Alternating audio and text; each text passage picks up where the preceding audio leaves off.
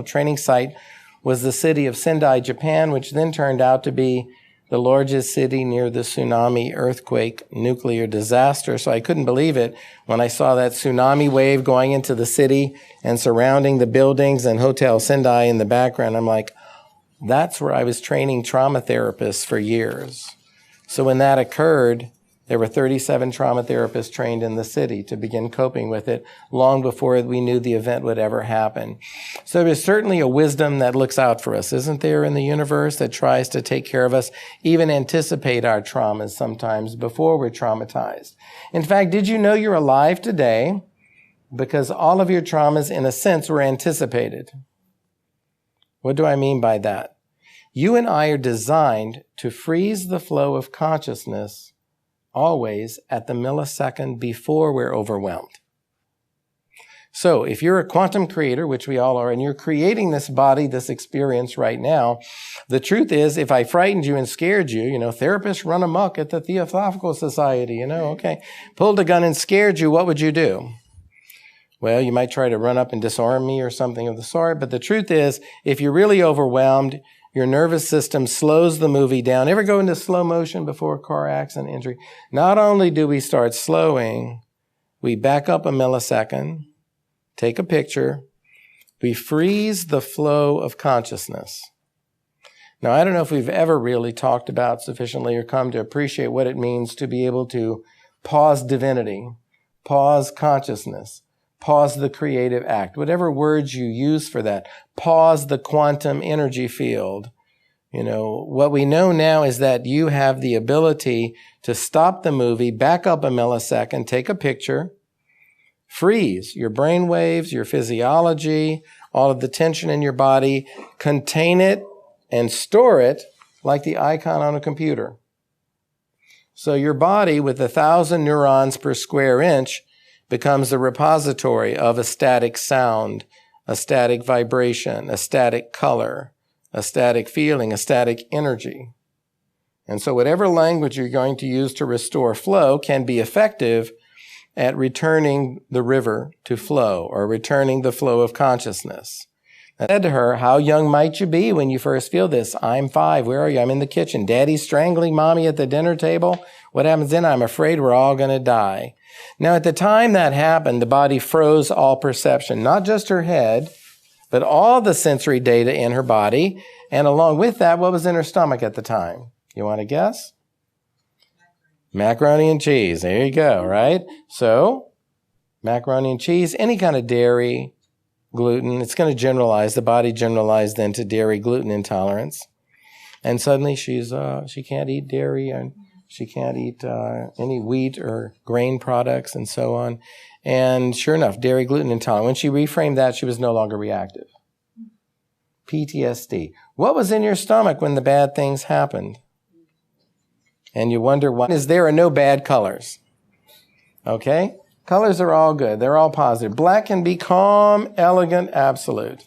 Some of you know in my history I was a Catholic priest. Technically, I still am. They can't undo it once they do it to you, actually. So that's to my advantage because I still am very active in the healing ministry that I do. So, but black is calm, elegant, absolute. Red is power, passion, energy. I applaud you and your red Target shirt. I shouldn't be marketing right now, but anyway, Target, in the last 50 lectures, actually it's about 46 lectures I've given, I've only had people wearing red 3 times. What is it about power that we're afraid of? We got some red on today. That's good. What is it about power? Is it anger that we're afraid of? We're afraid of expressing or losing it?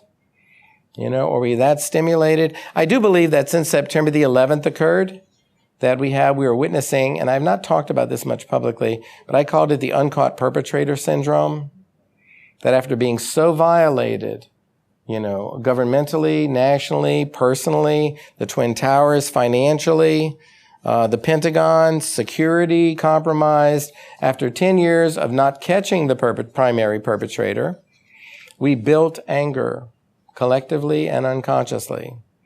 And as a society, road rage, we saw anger in the decade the few years that followed moving. I think the first one was corporate corruption we went after by 2002. Then we went after the churches and the religious systems that had ministers that were perpetrators and abusing. Catholic Church had its run of challenges. All of the churches had their challenges. We then went into the educational system. We went into some of our politicians were caught, and confronted. And now it's all the way back to the entertainment industry where it started in the first place. So I called it the uncaught perpetrator syndrome. When we build up anger at not being able to capture, hold accountable the person that abuses us, what do? For every trauma that occurs, you split. Part of you goes into fear and shame. Part of you goes into anger. The amount of anger you hold will tell you how much trauma you're still carrying. The amount of fear and shame you hold will tell you how much trauma you're carrying. Must be intermittent nerve damage, right? I said, how long been since you had no pain in your legs? How long has it been?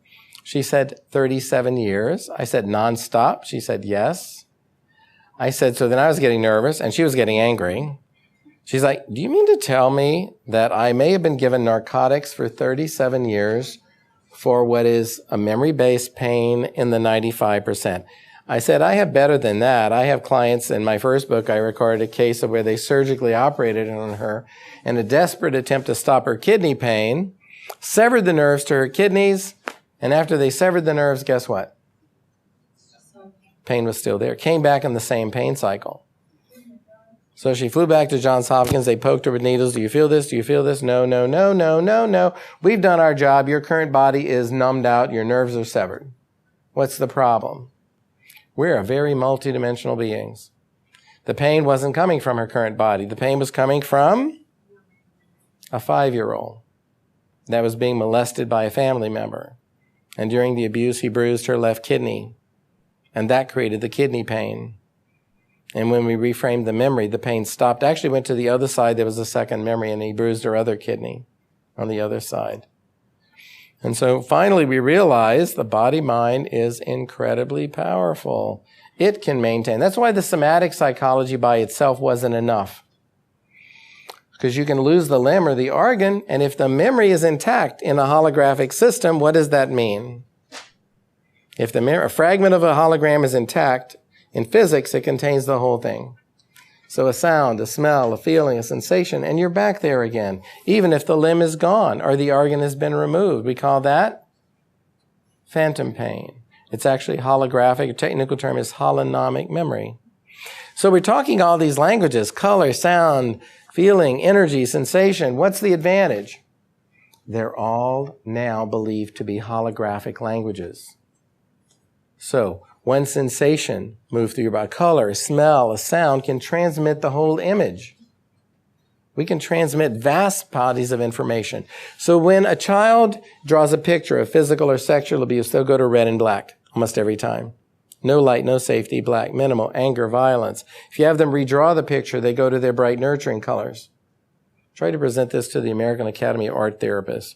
They were a little confused and kind of snooty. I didn't get into the conference that year anyway. I'm not sure if they could handle what I was talking about. Not all therapists like the fact that you could heal some things easily. And it completely freaks out some of the doctors. Okay, we know that already. Our physician, when saw her pain go away after 37 years of meds, the funny part is when we asked the insurance to pay for the session where I stopped her leg pain, they were like, you have no empirical evidence that this new technique is going to produce any appreciable results. You don't have any empirical data. I was like, she's not in pain. The leg pain is gone. They're like, well, they wouldn't pay for the session. Watching my mother dying of breast cancer, watching her labored breathing, when I went to get in the elevator afterwards, being an empath where I feel people's pain, the door started closing. I started getting claustrophobic. I've never had burdened labor breathing in my life. I realized I was internalizing her stress from her breathing. We can take in the pain of other people as our own. Don't think for a moment we don't take in other people's suffering and pain. We're all connected. That's our responsibility for healing ourselves. Christine Page, a lot of healers say when you heal yourself, you're healing 7 previous generations and you're moving forward 7 generations. I've heard that repeated 3 different ways. I've heard somebody say 5 generations. But I've had several different books, healers, and they're studying epigenetics, and they're finding it can skip from the grandparent, show up in the grandchild. We're learning how the genetics is being transmitted. They're doing it with mice, 5 generations, the whole thing. So the sound, the color, the feeling, the vibration from the corrected image carries the whole thing. When you move it through the part of the body holding the minimal reds and blacks, in physics, when you take red and black and you add all the missing colors, what do you get when you put them all back together? White light. We're not changing your history, folks. We're having you prove to your own physiology, your body, that you're no longer trapped in the history. If you can move safety through your body as a sound, as a feeling, as a vibration, as a color, if you can move that through your body, when you put those colors back together, it goes to white light. How do I know? Because I've replicated it 150,000 times. I've done 30,000 people. I've done at least 150,000 memories as an empath. I was one of the primary therapists for Oklahoma City bombing. The guys trying to swim under the building, rescue kids in the daycare center. You don't want your hand on the C7 access point of that person. I mean, that is a nasty, unpleasant trauma. But I learned to clear myself, and I had help. I had people, healers, who kept me clear when it was passing through me. But when that pain leaves, I feel it.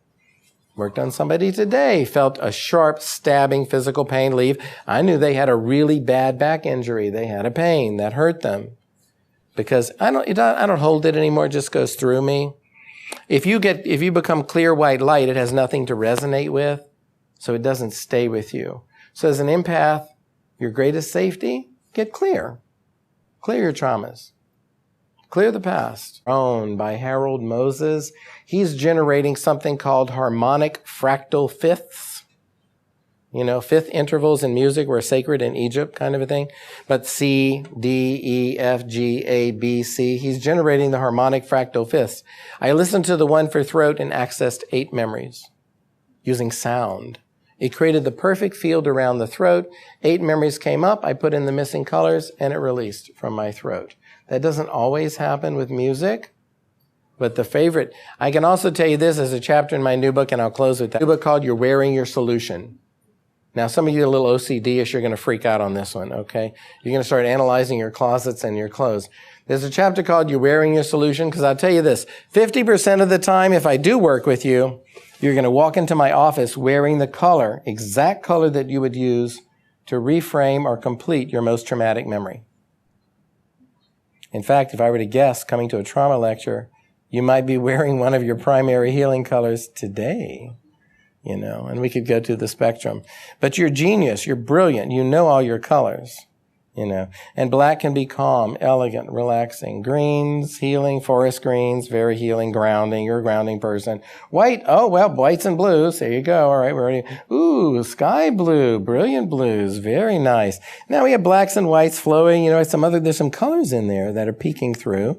That's good. We got radiant flowers over here and against a navy blue background, I think, probably. You know, so peach, nurturing, peach, pinks, peaches, all in the nurturing spectrum. We got a whole rainbow over here. There you go. She wore all her colors today for us.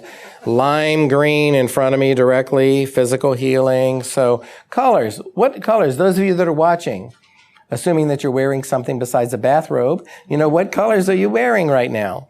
What are your healing colors? 50% of the time, we wear the colors we need and surround ourselves with. What card did you get? What color's your house? Did you repaint your bedroom?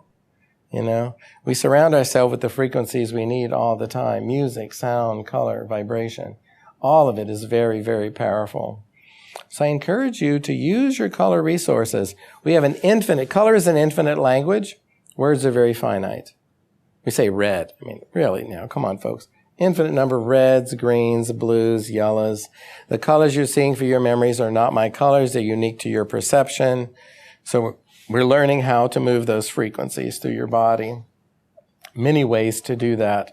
I now feel also vibration often with the colors. One of my clients can transpose all of her senses. She can smell sounds, she can feel colors, and she actually works for one of the world's leading, perfume companies, because she can sniff, smell, feel, and intuit your energy and come up with the perfect perfume smell that will match all of that. So she's considered like a prized person. She has that sensory, I forgot what we call it, sensory inversion and interchange capacity. So you never know. All of these little traumas and things that happen to us can bring gifts with them as well. And this has always happened in her life. Her hair falls out. Yes, that's not uncommon. Actually, she's creating a hormonal response from the stress. And I have a client that does that too. When she gets overly stressed and she's a little OCD-ish and kind of freaks out and she starts to panic about things, then it's hormonal. You are causing increased stress, and the adrenaline increase can cause hair loss. So I'm not sure how they're treating that nowadays the best. I do know that if you can get her to create her safe scene, do color relaxation, it's just not worth your health going to a stressful place. We've got to learn to be calmer, go to a calmer place. But there could be an OCD feature to this or something. My client that loses hair, she goes in an OCD cycle, goes up really fast, and that's when the hormonal changes are sudden.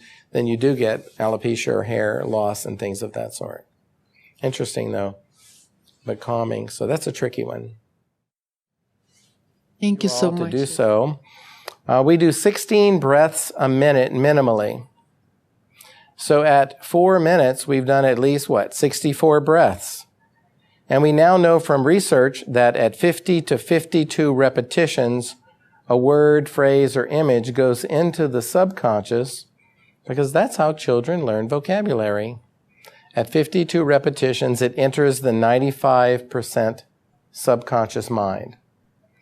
So take a moment to allow that color or colors from your safe scene. Healing Touch has a chakra opening or chakra balancing technique where you, thank you, Healing Touch people. I'm going to share this if it's okay with you, wherever you are out there. But basically, if you want to open your chakras and release any tension, every joint, hand on the base of the foot to the ankle for about a minute, ankle to knee, knee to hip.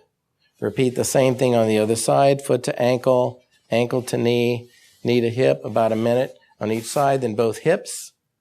And then dominant hand over your root chakra to sacrum, sacrum to solar plexus to heart. Then you do hand. There's about a minute or two on each. You can do longer if you want. Wrist, elbow, shoulders. Then, so you're opening all the joints of the body for energy flow. Then you do heart to throat, throat to crown, throat to throat to third eye, and third eye to crown. And then what I do is put one on the top and open to divine light coming in through this arm and shooting back down through your body. And that, if you do that on an infant for about 30 seconds at each joint, often they relax and go to sleep and stop crying, because it's about sensitivity and energy flow, and they're very powerful with that. So that's one thing you can do. The other is very simple. I have it on my CDs, but take your safe scene color. If it's blue, especially if it's blue or a very relaxing waterfall color, ask, what color do I need to sleep?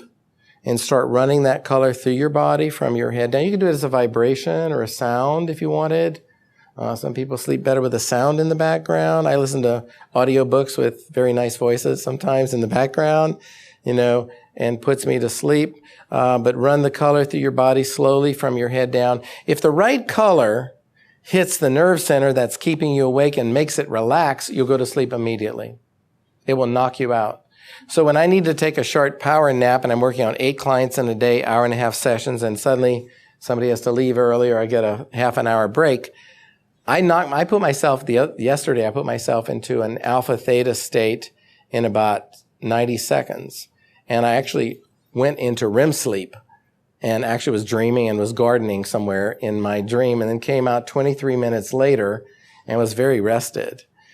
So I can actually send myself into a pretty altered state fairly quickly using color. Or you could do a vibration like a sound of a voice or somebody that's really favorite, or waterfall. If you do a waterfall from your head down, that can help. But if you ask, what color do I need to help me sleep? Or what color do I need to help me pass this exam? Your body will generate a color for you if you ask the question. And you keep running. Anything you move through the body 52 times, your body's already done it. So you can always try picturing really restful sleep. As a hint, sometimes I sleep off planet or I sleep in my safe place. If you create a wonderful safe scene that we created, right? Add a beach house to your beach. at a cabin in the mountains. I had a client this week. We created a bedroom, the perfect bedroom in her woods scene, so that when she's having trouble and dealing with the divorce and other stuff with her husband, she's now sleeping in her specially prepared bedroom in her mind before she goes to bed at night with the perfect bed, the perfect mattress, the whole thing is there. So if you can get creative with it, you're actually using meditation. It's a Tibetan focusing technique you're using to create a detailed three-dimensional image with all your senses, smell, sound, feeling, touch, to create an enhanced, safe place. And if it gets too much down here, sometimes I go to my sort of a space station bedroom, kind of thing. And if you ever notice you get to 35,000 feet on an airplane, you'll start seeing colors. If you meditate, you'll see brighter colors. When you're above the muck and the mire down here in the chaos mentally, your colors get brighter. And so that's sometimes helpful to imagine even sleeping. So I got more than you bargained for. First, marriage could be a shadow marriage. Boss, employer, organization, religious system, political system. A lot of people have post-traumatic election disorder right now. I'm just teasing you, regardless of who you voted for. Could be having an addiction, chronic physical, mental, emotional pain condition is level 2. So what I'm going to do is show you a simple technique. You might need to go into more detail when you get a chance for just releasing. It could be a person, a marriage, a relationship, a job you're letting go of, a situation at work, but it's a pattern. So close your eyes, take yourself to your safe scene. Now let's go to your, let's do stress. We'll do an emotion today. Let's pile up all your stress and tension for the last 3 months, 6 months if you want. Can you see how big your stress pile would be out here on the grounds of the Theosophical Society? We're going to have to call the gardeners probably after this, right? So you could pile up all your stress outside. If you could line up behind the stress pile, everybody contributing to it. Ask the pile to show you. Who all has been freaking you out, stressing you out? Can you see who's in the lineup? Loved ones, friends, family, other people. Line them all up in front of you. Now, we're not going to be malicious, but pile up in front of them what you can't fix. What you absolutely cannot change, what's not your stuff. Their stuff, even the people we love the most. We can't change certain little eccentricities and habits and addictions and choices they make. We're not going to change that. We can try having a discussion. So give them back all their stuff. Pile up in front of them what's theirs. The job, the business, the boss, the government, whoever. Pile it up in front of them. You need to do this at least monthly, if not weekly and sometimes daily. Pile it up in front of them. Can you see how big the piles are? Okay. Now let's ask their angels, their guides, their higher self. I had one woman once say, I don't think my ex-husband had one of those. Higher self. I was like, oh, Lord, okay. Anyway, so pile up in front of them their stuff. If you give them all back their stuff, ask their angels and guides to help them heal when they're ready. When I worked at Miraval, there was a guy who used to give lectures there, Albert Golden, who said once, if you want to know your karma, look at your parents. But he said, how dare you take away another person's chance to heal by imposing your timetable and your colors, your willpower on them? It's not going to work. Children, we have influence to 18, 19. But you can't make your parents heal or recover or go to therapy. I know I tried in college. It's not going to happen, right? So give them all back their stuff so they can heal when they're ready. Now go back to your pile. How much of your pile is left that actually belongs to you? Can you see how much is left that's actually yours from all that stress? Now that saying, God, the universe never gives us more than we can handle. What beautiful colors come to you to help you manage your pile, your stress? Can you see what colors come to you to help you manage yours? I'll give you a little extra clue. If you wanted to lose a couple of 100 pounds tonight, I'll show you how to do it, okay? We'll emotionally diet the body. How much food do you need to eat for the pile that's left? Because if you're an empath, you've been eating for the size of the original pile. If you've been taking on everybody's stuff, you've been eating for everybody, and you wonder why you can't lose weight. You're eating for the size of Wheaton. Come on, give me a break. Give everybody back their stuff. How much is yours? Picture your body changing when you just eat for you. And run the nutritious colors, not food. Run the colors you need to be whole and complete. And you'll notice your appetite drops by about 60%. Your thyroid speeds up a little bit. You exercise, you can see the results right away. And you're going to feel lighter by the end of the day. because you're dieting your emotional body. The more colors you eat, the lighter you get. You get closer to white light. The more colors you, I'll repeat that, the more colors you ingest through vibration, sound, energy, frequency, the more colors you ingest, the lighter you get. The more food you eat, the heavier we get. It works inversely. It's what overeaters always taught. It's not what you're eating that's your problem. It's what's eating you. So if we heal what's eating us and add the missing colors, we get lighter. If we try to eat our way through it with food, we're going to have more challenge with that. I work a lot with eating disorder stuff. So we're losing weight today. We're losing emotional weight. We're losing all the stuff that isn't ours. You are allowed to heal and transform what's yours and children's issues. We can help them with that. But we cannot force ourselves on the healing path of another. That's not very thoughtful, mindful. So breathe your colors through your body one more time. Nice. And whatever colors you needed to replace the pile that isn't yours, and to help you focus on being present to what you can heal. The greatest gift you can give yourself and those around you is a healthy you, free of trauma. So breathe your colors through your body, and then when you're ready, you can open your eyes.